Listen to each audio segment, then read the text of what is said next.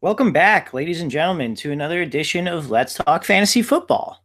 I'm your host tonight. My name is Nick Walsh, and you might be thinking, Walsh, he told me it was going to be Rogers and Don doing this weekly preview when you and Vinny did the recap on Tuesday, and you were right, and that's what I get for advertising things as they are at that time. But we do not have Rogers and Don. Unfortunately, we have just myself. So not only am I your host tonight, but I'm the analyst. Should I ask myself questions the entire time and then answer them? I'm kind of doing that right now, and it probably sucks, and you're probably pissed at me for it. So I don't think I'm going to do that. But guys, what we have here tonight is part one of the Week 5 preview, part two of the Week 5 preview, and I'm going to advertise again, but I think this time it's actually going to happen. It will be done by Shrek, and it will be up tomorrow morning. So you should be getting this from me on Friday morning, and then Saturday morning you'll have part two up here.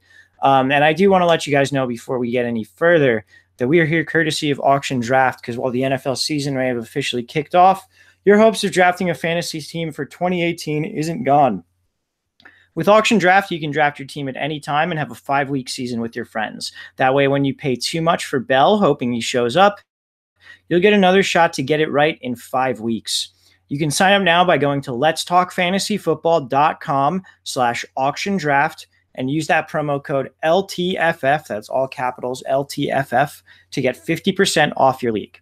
So, guys, we do have the preview coming at you. I apologize for it being a day later than it's been in the past couple of weeks, but we're doing our best here. We've dealt with a couple real life situations that have caused sort of the situation we're in now. But trust me, I've been doing my research. I've been trying to figure out. I do my research on every game to try and figure out my daily fantasy plays each week. So I got you guys on this one. We'll start by going through the buys for this week. So Chicago and Tampa Bay, both on the bye. The two of them both have provided a decent amount of fantasy options for us, though both teams are definitely in transition. Given the game that they played against each other this past week, with Jameis Winston likely coming back as the starter, you would think after week 5. For Tampa Bay, OJ Howard getting hurt. And then with Chicago's offense really breaking out, and also Tariq Cohen seeing a significantly larger chunk of work than Jordan Howard. So we'll kind of dive into that more next week. I actually did in some leagues where I didn't need maybe a pickup this week and just needed a bench stash. I picked up Taylor Gabriel in the leagues where I didn't already have him because he was still on the waiver wire in a couple.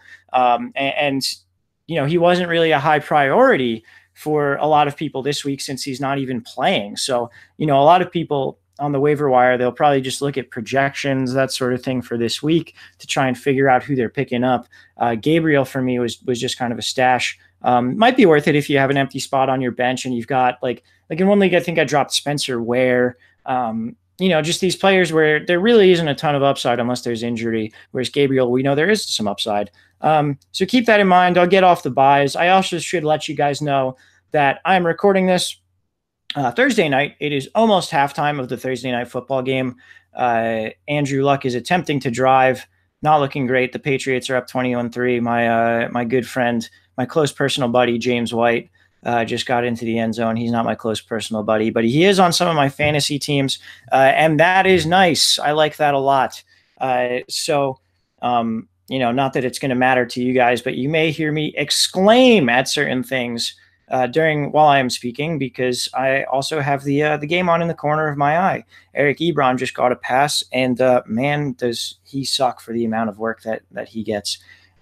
Anyway, guys, we'll get through 7 games here, and then Shrek will have you on part 2 of this, so keep an eye out for that as well. But I'm going to start with Baltimore at Cleveland. So Baltimore here is a 3-point favorite on the road. The over-under here is 47. And we'll start on the Baltimore side of the ball, where Joe Flacco has been very good this year. I don't think he needs to be started in this matchup against Cleveland, which we thought their defense was pretty good up until this past week when Derek Carr kind of ripped them up, honestly. They're still 4th in Football Outsiders DVOA metric. That's pretty solid. I don't know that I'm really looking to roll out Flacco even though he has played well, and even though this isn't the worst matchup of all time. I think where I am looking to roll both guys out if, I need it, which, you probably do, is at running back. Alex Collins continues to just look way better, but he's also had fumbling issues. He fumbled on the goal line this past week, Sunday Night Football, and Buck Allen and him are really still splitting the work about 50-50. Buck Allen's he's so inefficient on the ground. He's all right in the pass game, but Alex Collins, to me, just really, I'm hoping he tightens up the fumbling issues, because he's just so much more fun to watch. He's so much more talented, and he's really an enjoyable guy to watch run. So hopefully he's able to kind of take a stronghold. I know I've been saying that all year so far, but I really mean it. But until then, I think you can roll out both of these guys and be reasonably confident in, maybe an 8-point floor, that kind of thing. Let's see.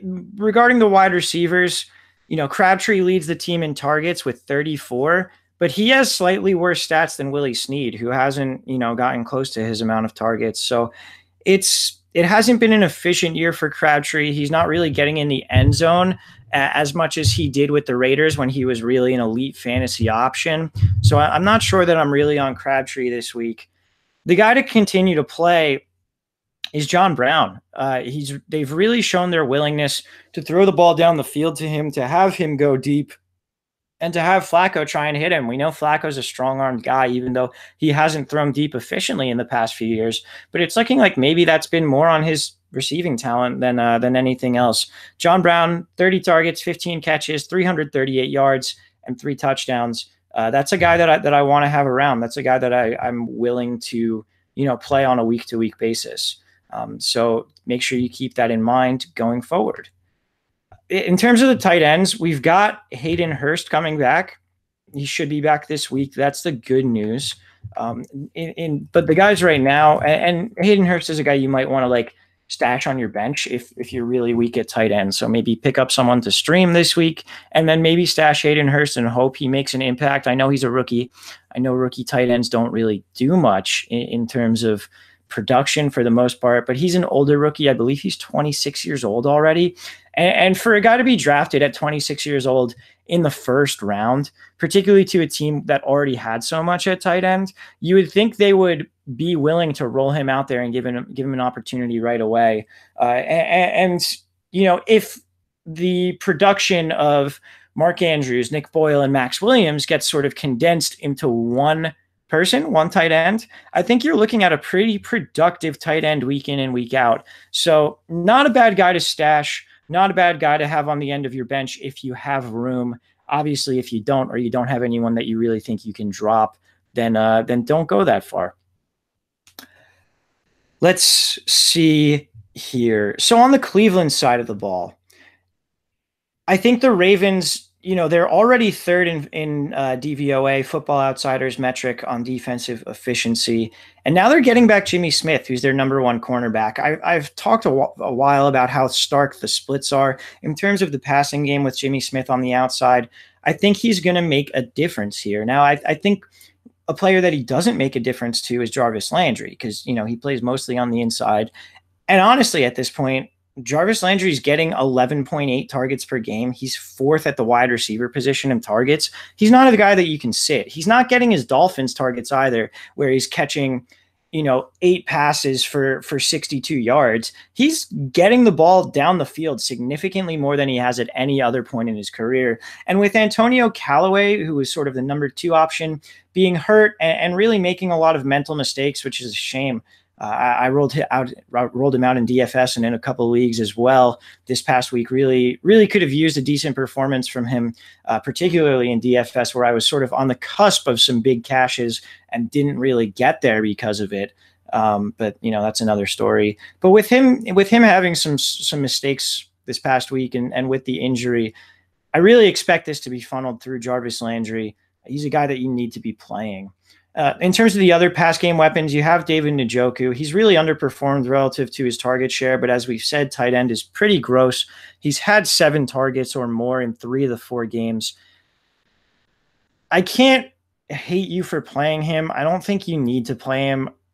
I mean, It's really a shame because he's out there constantly. He's getting targets. He just hasn't done anything. And at some point, positive regression is going to come for him. You'd think it has to. We know Baker Mayfield can get the ball to him, so you would think it really has to, but I don't see how you can trust him. Then again, how many tight ends can you right now? The next man up after Antonio Callaway, in that passing game is Rashard Higgins. He had 65% of the snaps versus the Raiders. This isn't the right matchup for him. The Ravens are good against outside receivers. We don't really want to be targeting them here, but he's a name to keep in the back of your mind. I don't think a guy that should be rostered at this point, but if Callaway's going to, maybe get less playing time, which Hugh Jackson sort of hinted towards that this past week, then, that might be a guy to keep in mind.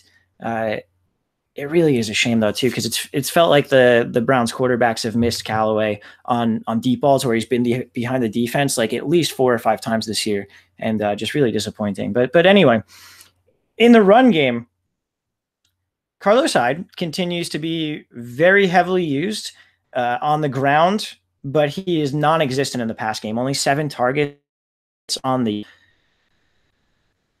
Ravens are a pretty good run defense. It makes him a really, really touchdown dependent option. And again, you may need to do it, but just know the floor is not there, because a good run defense and a situation where we think Baltimore might be playing from ahead in this game, that doesn't really bode well for Carlos Hyde.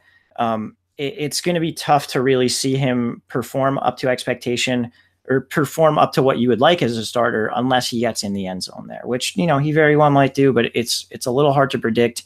And I don't think it's a situation where you say he's more likely to get in the end zone than not likely. Duke Johnson, got more involved this past week. He's not playable at this point. You really can't be playing him. He's only got 6 touches this past week, which was his season high. And then Nick Chubb, the third guy in that backfield, he had 3 carries for over 100 yards and 2 touchdowns. He busted some big plays. That's something I guess he can do. Hugh Jackson said they need to get him the ball more. We'll see if they actually do. It's going to take away from the work of Hyde if that is the case. I don't think Chubb needs to be rostered yet. I don't really think you need to be looking out for him at this point, because even if he does get more carries, he's going to be a guy not getting passing down work and getting the second most rushing down work on a team that, is much better than last year, obviously, but still isn't one of the elite teams in the NFL. And that's just not someone you can start on a weekly basis. All right, guys, I think that'll do it for Baltimore at Cleveland. I'm not going to pick these games right now. I don't know. I don't really know who's going to win these ones. It's a little bit tough. So let's move right on to Jacksonville at Kansas City. Kansas City, 3-point favorite. The over-under is 49. We're looking at the most prolific offense in the league versus one of the best defenses in the league. So it's an interesting matchup for sure. On the Jacksonville side of the ball, the big story is that Leonard Fournette is out, which really makes TJ Yeldon an RB1 this week. He's a must play. If someone dropped him and you were able to pick him up, good for you. If you had him on your bench, because Fournette started last week, plug him into that lineup. He's got to be in there. Kansas City's giving up a ton of points to the running back. It'll be interesting to see if Corey Grant plays a role. I know in games where Fournette's gotten hurt, Yeldon has played, a much bigger role. But in that one game that Yeldon started, Grant had around 40% of the snaps as well. So keep an eye out on this split, because if we're going into weeks where we know Yeldon's the starter, but they're going to give Grant some work, Grant might be a guy to consider playing as well. I mean, this would be the matchup for it, you would think, against KC. And who knows, I might throw him out there in a DFS tournament lineup. I haven't really thought too much about how many lineups I'm going to run. It certainly won't be, if I'm only running 5 different tournament lineups this week, I don't think one of them is going to have Corey Grant. But if I'm running 20, yeah, sure, that might happen. I haven't really started building things out yet, but we'll see. In terms of the pass game, you would have to think it's a good play for pretty much all the Jaguars here. So we know Blake Bortles he passes the ball more when Fournette is out, and so you like him for that against this bad pass defense.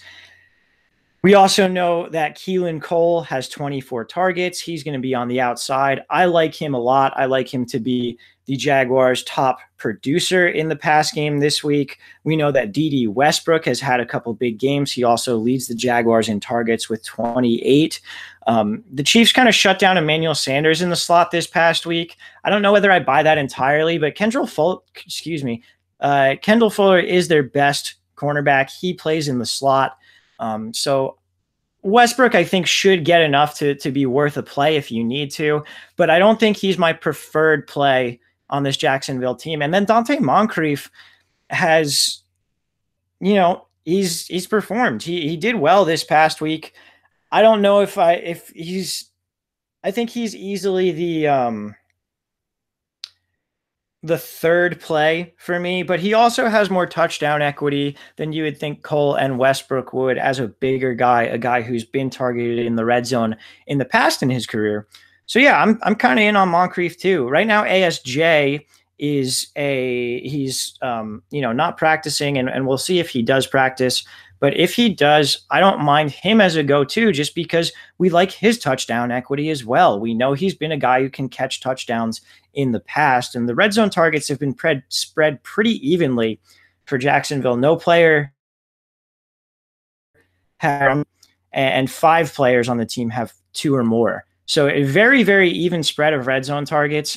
But look, tight ends real gross. You're missing guys like Trey Burton, OJ Howard, Cam Brate this week. I don't think ASJ is the worst guy to pick up and just give a shot against this Kansas City defense, which has just been vulnerable all over the place. All right, onto the Kansas City side of the ball. I know you're thinking it's the Jacksonville defense. You need to be worried, that sort of thing. It's looking like Sammy Watkins, to this point, to my knowledge, is not going to play. So the guys that we're looking at for Kansas City are obviously Mahomes, Ty Hill, I'm blanking, Travis Kelce, and Kareem Hunt. I think you're playing all your normal Chiefs. I know it's a bad matchup, but you're looking like this offense has just been unbelievable. I don't think I can look at a guy like Pat Mahomes and honestly say that I should be sitting him this week. It's, you don't think his upside is 5 touchdowns in this matchup, but you can't sit this guy at this point. You can't sit Tyreek Hill because the matchups for him almost don't even matter because all you need is for him to get behind the defense for one play. I don't think you sit Kareem Hunt after he's had this great week. And then Travis Kelce, the Jaguars are very, very good against the tight end. But unless you have a great option, which why wouldn't you have traded that option away because of how thin tight end is? Unless you have a great option to play at tight end besides Kelce, I don't see any reason that you would sit him at this point in any matchup. So yeah, maybe your expectations are a bit muted, but you're not sitting Travis Kelce either. You're playing all your Chiefs that you would normally play. All right, on to Tennessee at Buffalo. Game. Tennessee is a 3.5-point favorite. The over-under is 39. I mean, there are 2 plays in this game that I think you should be confident in, and they're both of the Tennessee running backs. In terms of their usage, Henry's seeing the ball more when Tennessee's in the lead. We're expecting them to be in the lead, even though they're the road team here. But honestly, I think either of them are fine. I think they both have pretty decent touchdown equity, pretty decent touchdown expectation this week. And this is really kind of the game for Derrick Henry, where if he doesn't do it here, he's just not going to do it. So for me, I like both of those Tennessee running backs. Corey Davis just broke out. He might be a guy that you need to put in your lineup. I don't think it's the worst call. I also don't trust it for shit. In a game where he's not going to see the same sort of opportunity as he did this past week. Like if he breaks 10 targets this week, I will eat my hat. I won't actually eat a hat, but I'll be real surprised. He's not someone that I'm actively looking to play, but if you're forced into it, it's not the worst thing in the world here.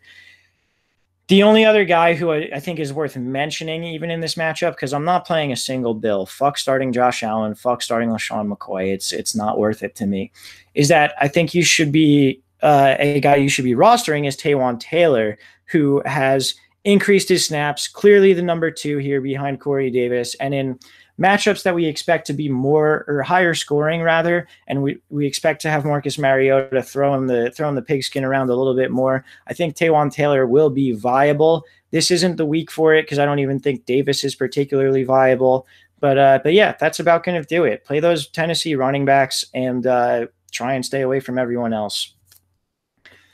All right, guys, we are going to take a quick break here, hear from Auction Draft, and I'll be right back.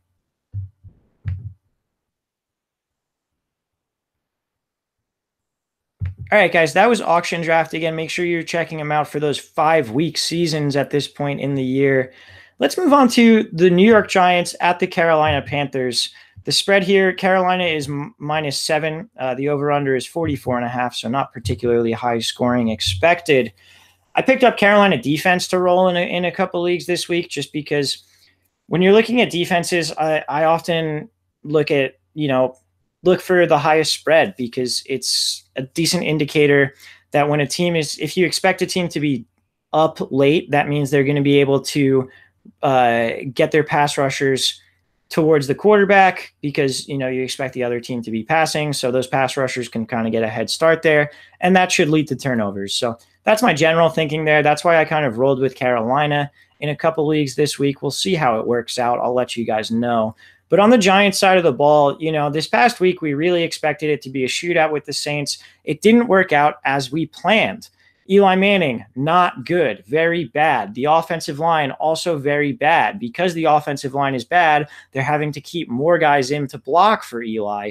And it's just leading to an uncreative offense, not very conducive to fantasy production. That being said, the entire offense is being run through 3 skill position players. So Odell Beckham, I know if you drafted him, he's been a little bit disappointing right now with no touchdowns. He's got 45 targets over 4 weeks, and he's got 24% of the team's red zone targets. Odell will do better this year. Is it going to be this week? I don't know. It definitely could be. I wouldn't be surprised at all if Odell just hangs 10 catches and 2 touchdowns on the Panthers.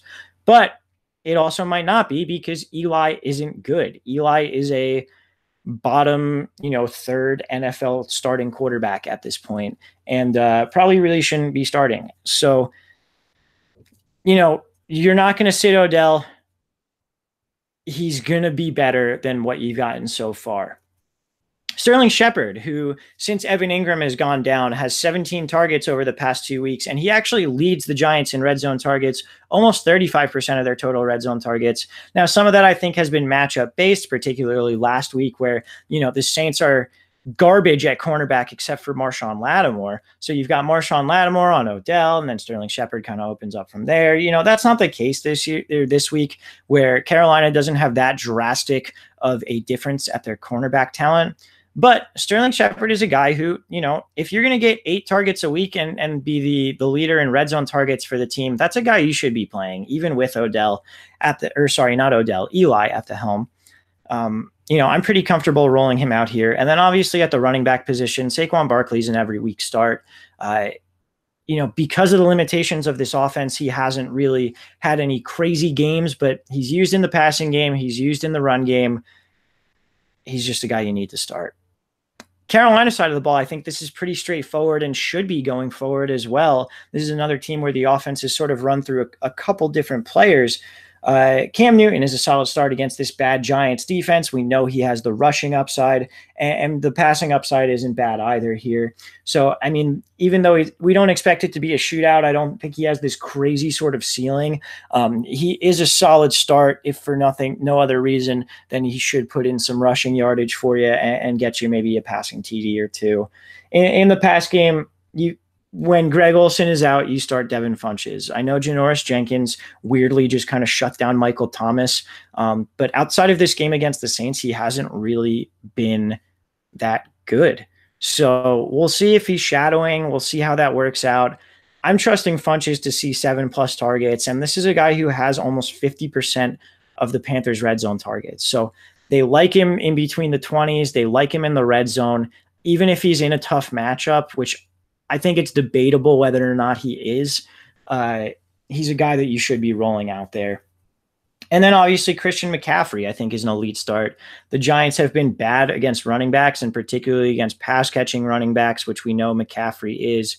He's been a workhorse. He's been getting a ton of work, and he hasn't really been getting in the end zone as much as you maybe would expect.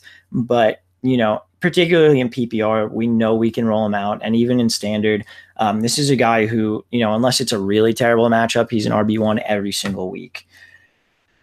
All right, let's move on to Denver at the New York Jets. Another expected to be low scoring game here. The Jets are a 1-point favorite. The over-under is 42.5. So I'm going to start on the Denver side of the ball. Case Keenum's kind of underperformed in a couple matchups where we really expected him to do better. So he's not a guy that you should be owning at this point. Not that the Jets are really a defense to target in terms of that either. They do have good boundary cornerbacks. Where they are not good is sort of in the interior, and that's where Manny Sanders lives. So I know he was disappointing this past week, up against that Chiefs defense. But again, we said before, Kendall Fuller is the best cornerback on the Chiefs, and he lives in the slot. So you had better matchups in that game. In this game, you're getting Buster Skrine, who is an awful cornerback, and we have two good boundary cornerbacks. So to me, Manny Sanders, great play. He's probably going to be an anchor in all of my DFS lineups this week. Just a guy that I want to get in everywhere that I possibly can because I expect a lot of targets. Also has the most targets in the NFL for someone to not have a red zone target and is aware of it because he actually posted – this is wild, right? There was a tweet that had that stat on it, and Manny Sanders put that tweet on his Instagram story with the little eyeballs emoji. So he's aware of it. There might be a bit of a squeaky wheel narrative here this week where Manny might be saying, give me the ball in the red zone. And maybe they'll oblige in this matchup where it seems that it would be possible to do that. Either way, great matchup. Buster Skrine's really bad, has given up 20-point games to Jarvis Landry, Dede Westbrook, and Golden Tate so far this year in the slot. I would expect a 20-plus point game from Manny Sanders as well. I think I'm staying away from Demaryius. As we mentioned, the boundary corners for the Jets are pretty good, and Demaryius, even though he's gotten targets, has been wildly inefficient. Just doesn't seem to be on the same page as Keenum. I think it's worth it, or not worth it, but I think it's reasonable to say that Demaryius was kind of a product of the Peyton Manning offense at this point. And he just really hasn't been the same since Peyton left, even, in those years, Peyton's twilight years where he wasn't as good. I don't know that he needs to be started at all in this game or that he should be started. And then the other plays for the Broncos that you might be considering are Phillip Lindsay and Royce Freeman. If I were to rank the two of them, I would say Lindsay is the better play, but it's not by a ton. They both have, they both have the ability to get in the end zone. They've both looked really, really good. Lindsay has looked better, but that's not to say Freeman has looked bad. They're both averaging, I believe, over 5 yards per carry so far this year, and they both just gashed the Chiefs. So yeah, I'm fine with both of them. I think you can start both of them and feel pretty good about yourself. I think Freeman has the lower floor for sure, and also probably the lower ceiling in this matchup, just because I feel like Lindsay has more big play potential. So definitely rank Lindsay above Freeman, but I think you can roll out both. On the Jets side of the ball, there's not a ton really going for fantasy production on their offense. Quincy Enunwa has been heavily targeted by Sam Darnold, obviously his favorite target in the offense. He's going to be up against Chris Harris in the slot this week. We know Chris Harris is one of the elite, if not the best slot corners in the NFL. Not a matchup that I want to go after, not a player that I want to play. The other options really here are the running backs.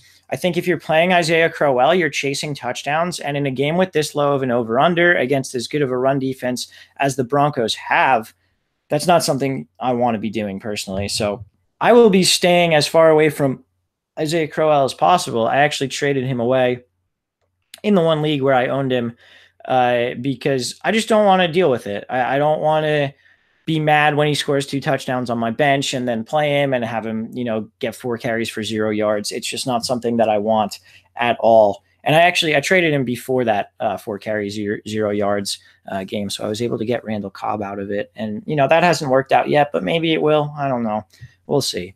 Anyway, the other running back, Bilal Powell, I think has a much more rosy outlook. He's seen his snaps increase every week so far. We know he's used in the pass game if either of the running backs are going to be. So I think he's a solid floor play, and I think he does have the chance to get in the end zone at least, just as much as Crowell does. So yeah, to me, Powell is the guy to play here if you're going to go after a Jets running back.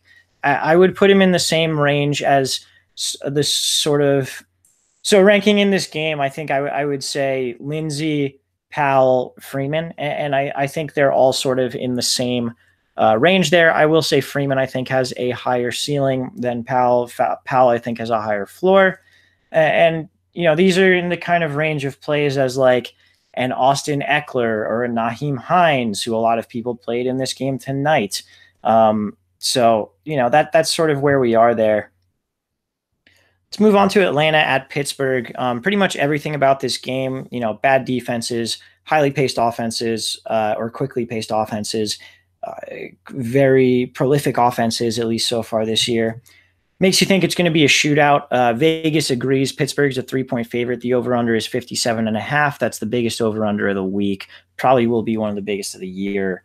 On the Atlanta side of the ball, Matt Ryan continues to be a great play, and you're rolling him out there for sure. I think you can play all three of his starting wide receivers with confidence as well, all of them for different reasons. So we'll start with Mohamed Sanu, who over the past 2 weeks has 16 targets, had a decent game this past week, 9 targets, 6 catches. And he's the guy you would probably want to start least. He's not an elite play by any means, but I think he can get you there based on what you would expect from him if you're in a situation where maybe you're a little stuck at wide receiver. So I like Sanu. Calvin Ridley, look, at some point he's going to stop catching 2+ touchdowns a game, but he leads the team in red zone targets. He's in the slot, which we like. And I mean, if you sit him and he's scoring more touchdowns, you're just going to be pissed. It's a shootout.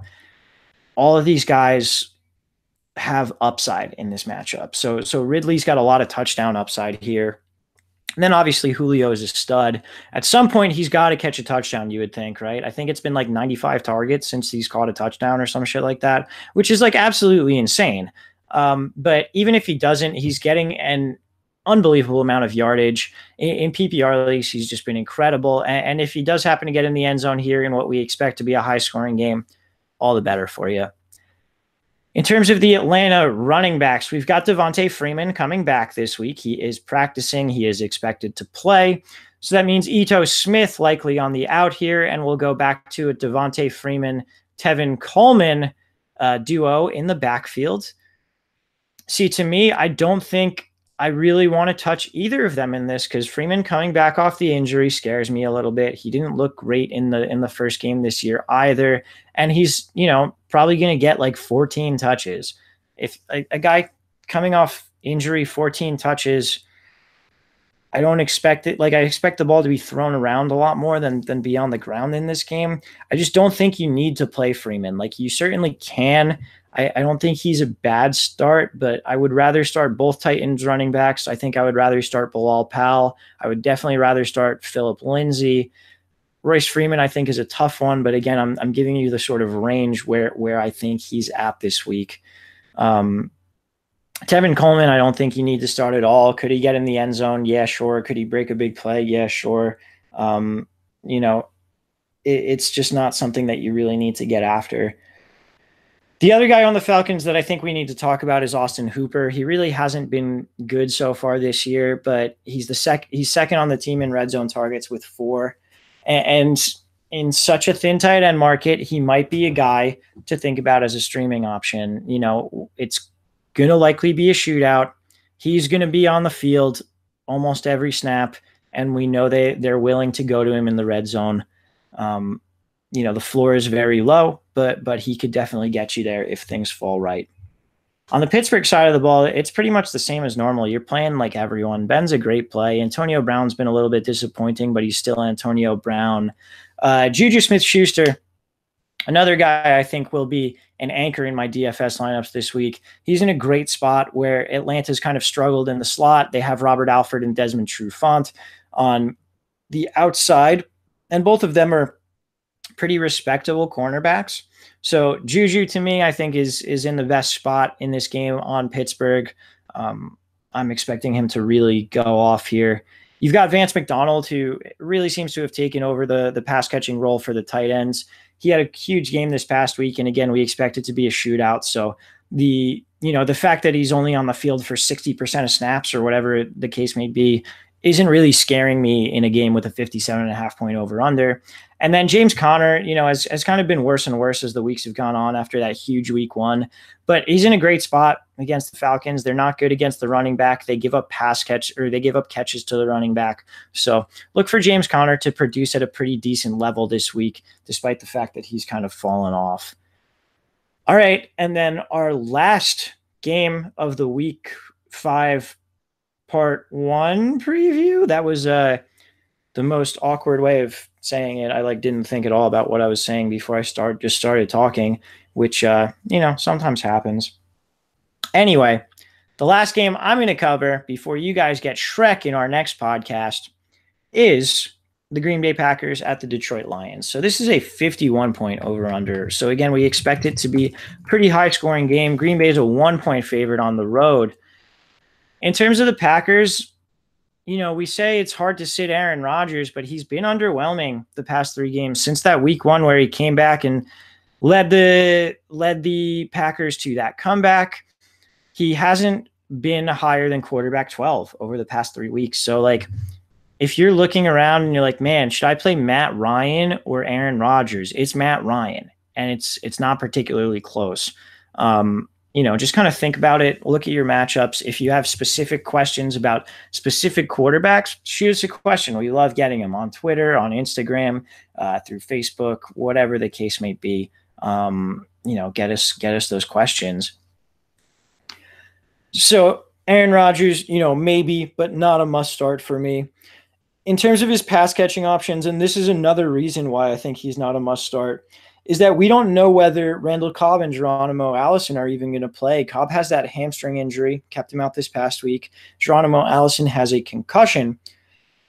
If the two of them are out, you're down to Devontae Adams, Jimmy Graham, the running backs where Ty Montgomery might get a little bit more work.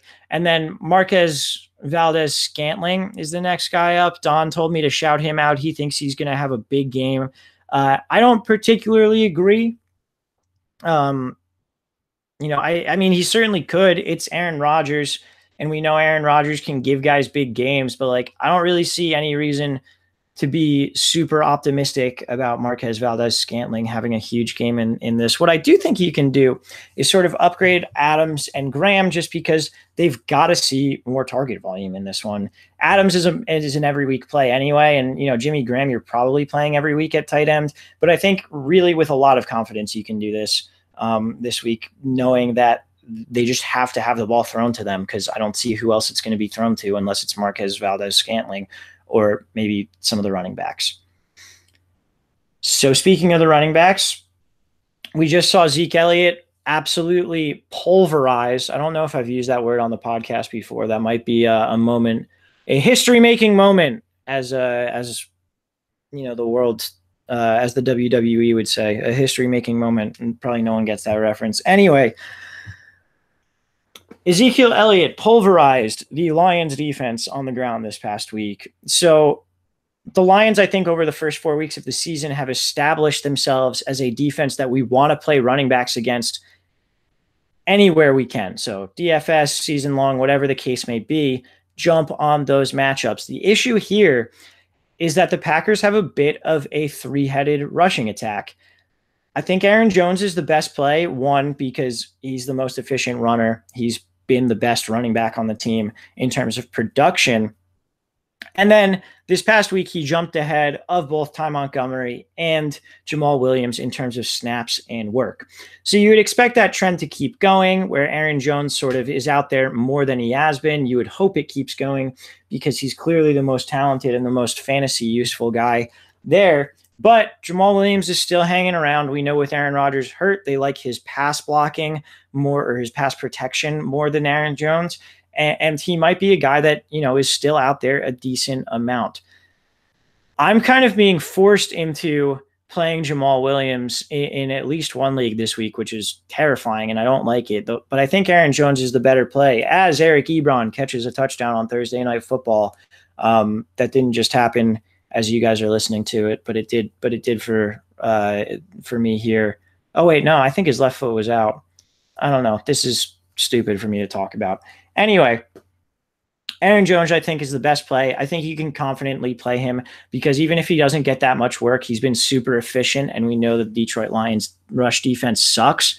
Jamal Williams, I think, is a bit of a risk, as is Ty Montgomery. I don't think either of them are the worst play, just with the abbreviated amount of targets in this offense and the where Detroit tends to give up points.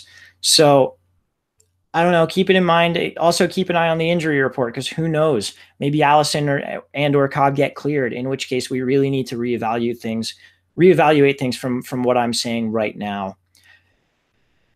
On the Detroit side of the ball, I think we all sort of collectively jumped the gun on anointing, or at least I did, on anointing Kenny Golladay as the number one wide receiver here in Detroit. It hasn't been the case. Golden Tate, 44 targets so far. Golladay, 32. Marvin Jones, 29. Golden Tate also actually has 3 touchdowns, which is more than the 2 each for Golladay and Jones. This is another one where I think you can play all 3. Green Bay's defense is pretty bad. This game has a high over-under. I think you can roll all of them out there. The floor isn't really there for Jones and Golladay, but the ceiling definitely is. And, there's also enough room for all 3 of these guys to be at wide receiver 3 or better level this week. So, I'm completely fine with any of them.